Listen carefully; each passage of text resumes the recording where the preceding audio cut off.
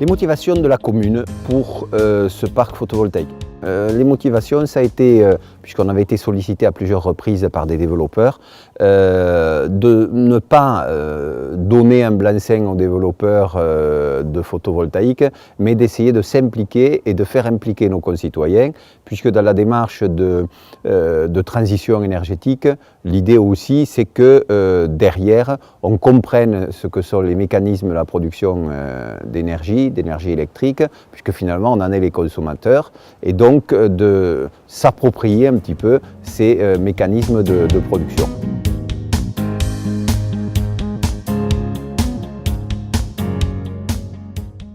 Est-ce que c'est un parc dimensionné à la consommation de la commune? Est-ce que c'est un parc plus grand qui va vouloir vendre de l'électricité sur le marché? Est-ce que c'est un parc financé par la commune ou est-ce que c'est un parc financé par ses concitoyens? Enfin, il y a tout un tas de questions à se poser avant pour bien définir quel va être le projet politique finalement de ce parc.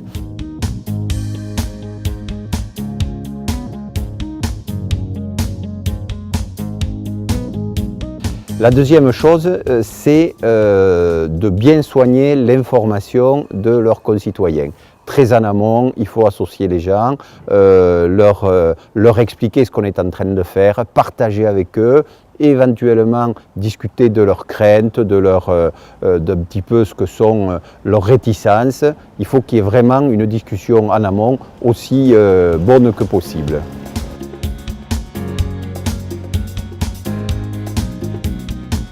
Troisième étape, donc, c'est s'entourer des compétences techniques, parce que c'est quand même, même si c'est petit, un objet industriel, donc il faut de la compétence à la fois technique, administrative pour mener à bien un tel projet. Soleil du Midi est le développeur en fait de la centrale solaire, de ce parc solaire. Le développeur, un peu, c'est celui qui fait tout le projet jusqu'à sa mise en service.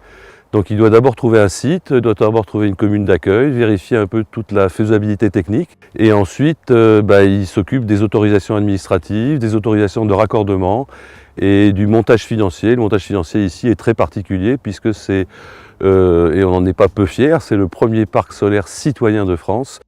Le site est intéressant parce qu'on est sur des terrains communaux, c'est-à-dire que c'est la commune et la collectivité qui va bénéficier premièrement de l'occupation du sol. Il est intéressant parce qu'on était sur des anciens packages d'animaux qui sont laissés en friche. Et il est aussi intéressant parce qu'on est très bien exposé plein sud et pas loin de solutions de raccordement économiquement compatibles. Il y a des forages techniques qui ont été faits à 2 mètres de profondeur, puis ensuite on est venu combler ces forages, et ensuite on a choisi une solution pieux battu parce qu'on voulait absolument éviter de bétonner ou de venir faire des fondations en béton pour les pieux qui soutiennent les panneaux solaires et les structures des panneaux solaires. On a choisi des modules de 270 watts qui sont des modules polycristallins, et ensuite les onduleurs qui est l'équipement qui transforme le courant continu des panneaux solaires en courant alternatif livrable sur réseau. C'est des projets qui sont des projets citoyens, des projets de territoire, des projets qui sont très bien adaptés à des villages de 200 à 300 habitants parce que le parc solaire va produire peu ou prou la consommation annuelle du village. Et donc c'est plutôt que d'installer des immenses surfaces de panneaux solaires, c'est des projets qui sont très bien adaptés à beaucoup de petits villages en France.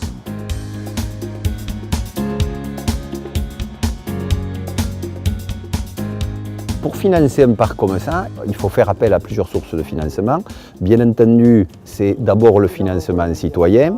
Profiter de l'appel à projet qui a été lancé par la région Languedoc-Roussillon, à l'époque Occitanie maintenant, dont nous avons été les lauréats et qui nous a permis d'avoir le financement qui assurait le mécanisme du participatif.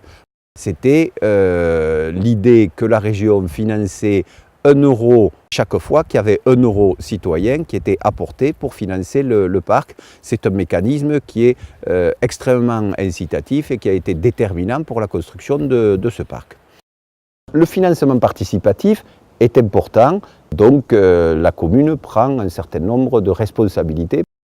Concrètement, il faut qu'on puisse s'assurer de la rentabilité de l'investissement, s'assurer aussi de sa sécurité et s'assurer aussi sur le long terme de la pérennité de cette rentabilité, de cet investissement. Donc ça aussi, ça demande une certaine ingénierie financière et là aussi, il faut s'entourer de savoir-faire.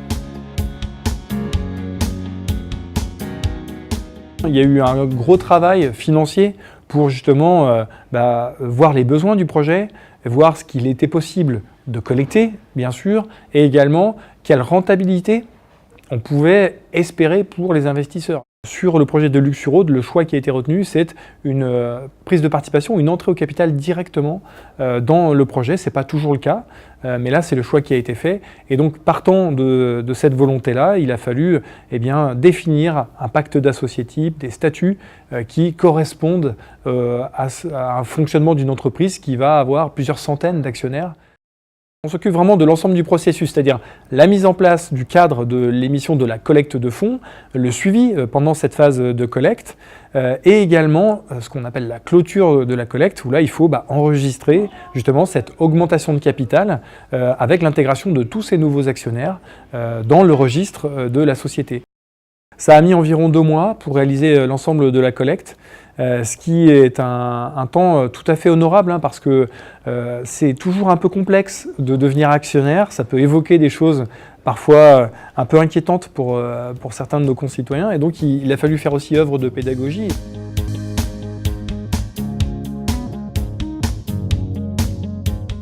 Enercop fait un lien direct entre des producteurs à qui on achète de l'énergie renouvelable et des consommateurs qui s'attendent à payer pour de l'énergie renouvelable pour leur consommation d'électricité.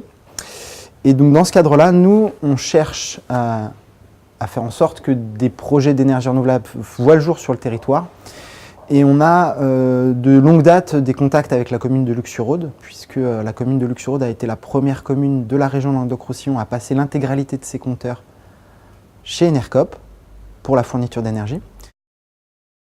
Les conditions nationales de soutien à l'énergie photovoltaïque ne permettait pas de faire entrer ce projet dans les cases qui lui auraient permis une rentabilité.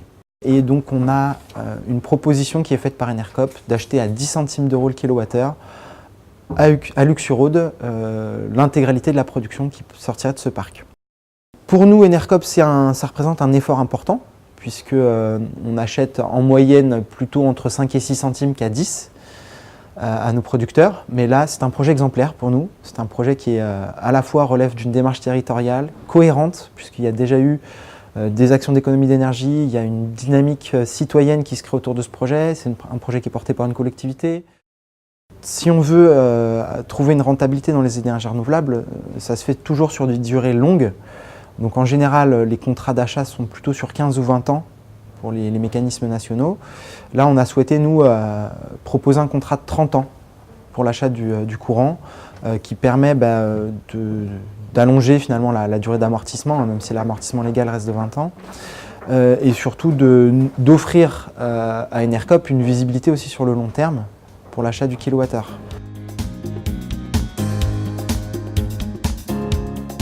La SAS 1, 2, 3 Soleil a été mise en place pour accueillir l'ensemble des citoyens actionnaires du parc.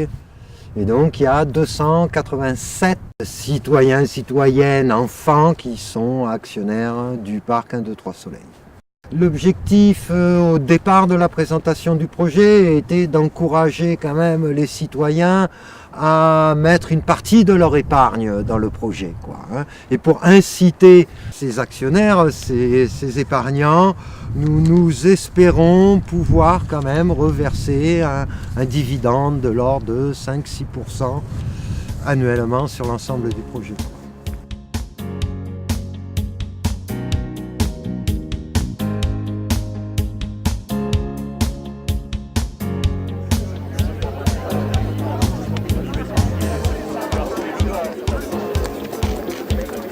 Bonjour, c'est une première française.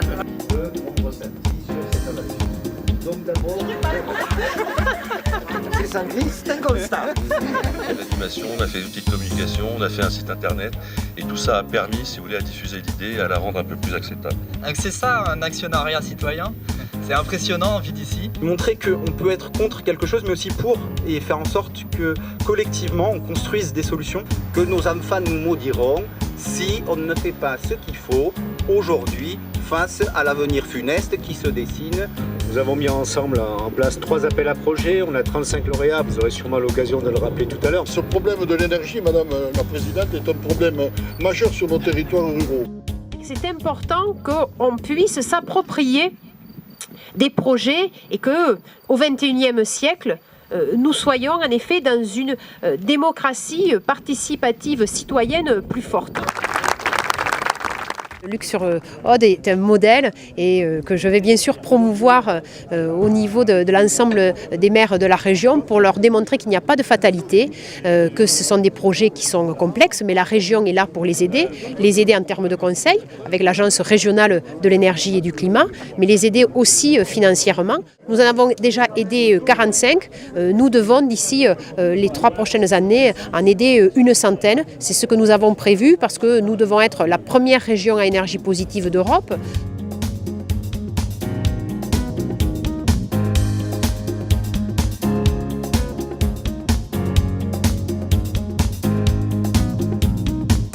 Justement, on fait la différence entre les grands projets au sol photovoltaïque et éolien industriel et les petits projets comme celui-ci qui sont des projets à taille humaine avec donc participatif, avec participation des citoyens. Les autres projets industriels, ils sont aux mains des lobbies. C'est un projet qui s'inscrit vraiment dans le développement durable, je trouve, écologique, économique et social. Parce que nous sommes un peu écologues et nous croyons dans l'énergie alternative qui n'est pas nucléaire et nous voulons, au lieu de critiquer, faire quelque chose de positif pour la planète. Mais j'ai pas voulu lui ouvrir un livret à la banque quand elle est née, j'ai voulu lui ouvrir un livret d'épargne d'énergie verte et solidaire. On ne peut pas faire les choses contre les gens qui sont là, il faut le faire avec. Je me suis rendu compte qu'il y a vraiment beaucoup de gens qui sont mobilisés derrière et qui ont envie d'être acteurs de la transition énergétique et de créer des réseaux plus courts où les gens s'approprient vraiment, on va dire, l'énergie. Je suis contre les centrales nucléaires, voilà, et il faut produire différemment. On fait la culbute par rapport au compte sur livret, mais ça reste très très modeste. Donc si c'est pas militant, bon, on n'a pas vraiment d'intérêt.